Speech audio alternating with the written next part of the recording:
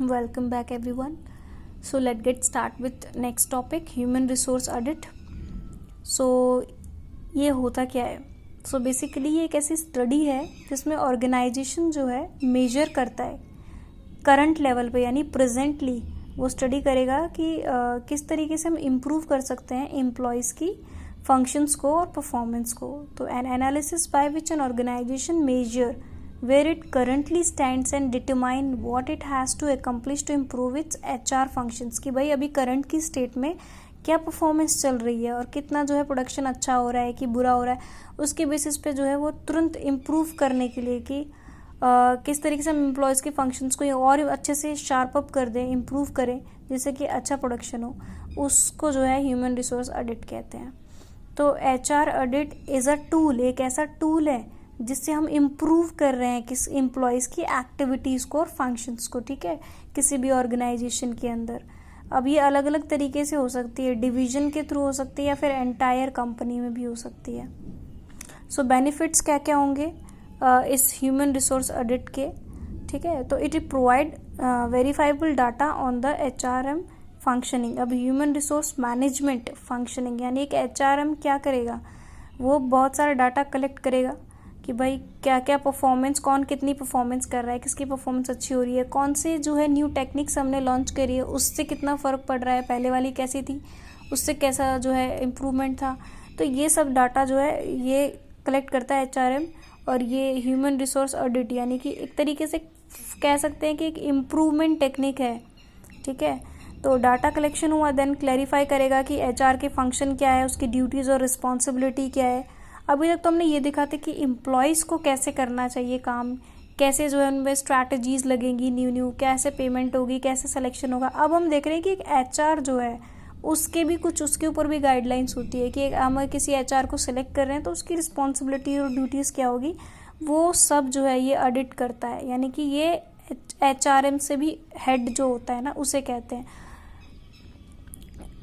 Then clarifying the functions, duties and responsibility of HRM.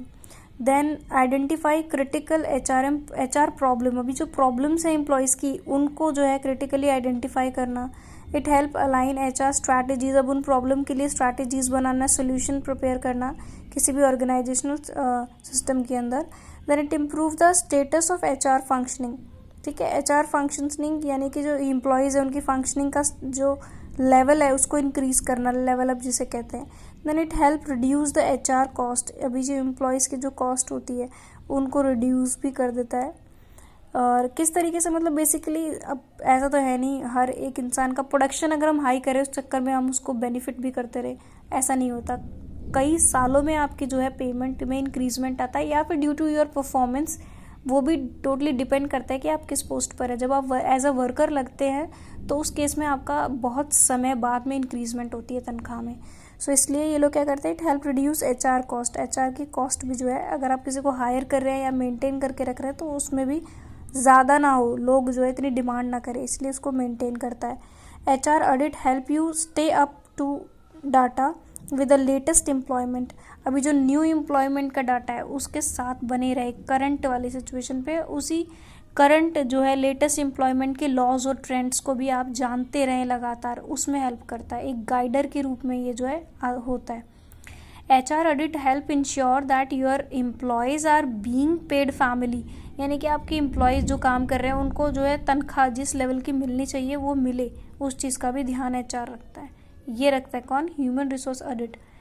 N HR audit can analysis यानी study and reduce employ turnover. भाई चीज़ों को study करेगा कि लोग इतने टर्नओवर्स क्यों हो रहे हैं कंपनी में, उसको स्टडी करेगा, उसको सोल्यूशन और स्ट्रैटेजीज लगाकर उसको सॉर्ट आउट करेगा ताकि टर्नओवर ना हो ज़्यादा या हो ही ना. Then HR audit will help you adapt to the evolving expectations of employees. Basically जो एम्प्लॉयज़ हैं, वर्कर्स हैं, उनकी एक्सपेक्टेशंस को भी जो है ध्यान में रखते हुए सब काम करते हैं. अब स्कोप ऑफ ऑडिट क्या होता है.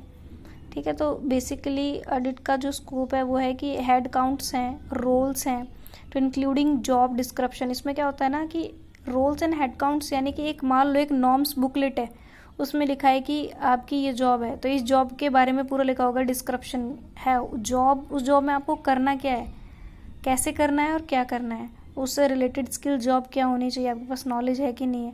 तो एम्प्लॉयज़ कैटेगराइज बाय फुली और पार्ट टाइम, मतलब totally description of a job is, इसमें फर्स्ट जो है स्कोप बताया गया है कि एक इंसान जो कि आपने अपॉइंट किया है सिर्फ ये चीज़ों को देखने के लिए कि वो डिस्क्राइब करे, बताए, ठीक है।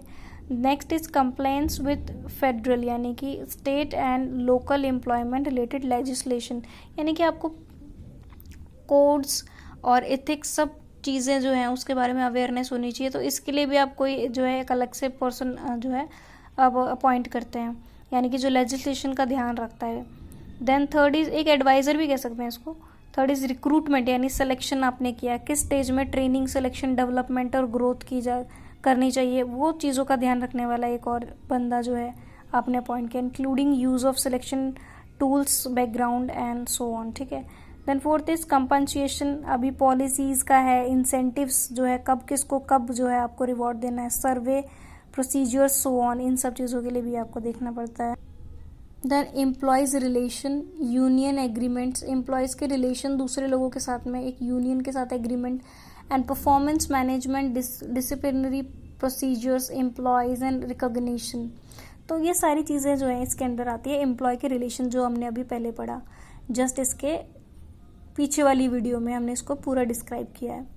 मैंडेटेड बेनिफिट, कि भाई क्या क्या बेनिफिट जो आपको मिलेंगे, सोशल सिक्योरिटी मिलेगी, भाई एक स्कूल का भी आप जो है मेडिकल फैसिलिटी एम्प्लॉयज़ के जो है फैमिली के लिए, और एक ट्रांसपोर्ट फैसिलिटी भी कह सकते हैं, स्कूलिंग जो है फैसिलिटी वो भी प्रोवाइड करते हैं। दीज वर मैंडेटरी बेनिफिट्स जो आपको इस कंपनी से मिलेगा, तो ये भी एक स्कोप हो जाता है। तो social security, worker compensation and so on.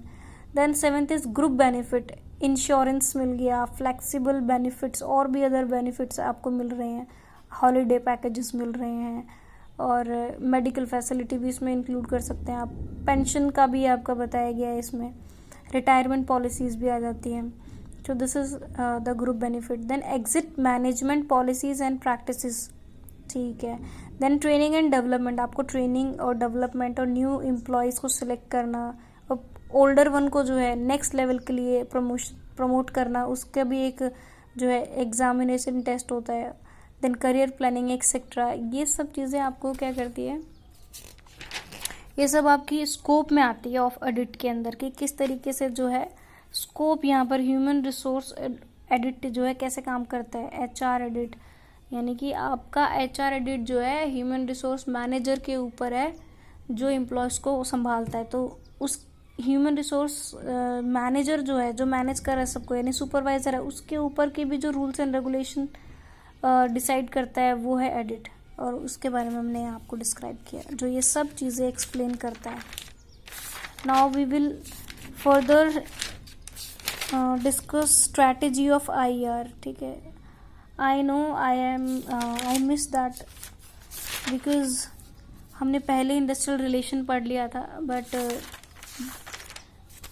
जो डाटा है वो कंप्लीट नहीं था मेरे पास। So we will discuss strategy of IR in our next video. So अभी तक के लिए प्लीज़ लाइक, सब्सक्राइब।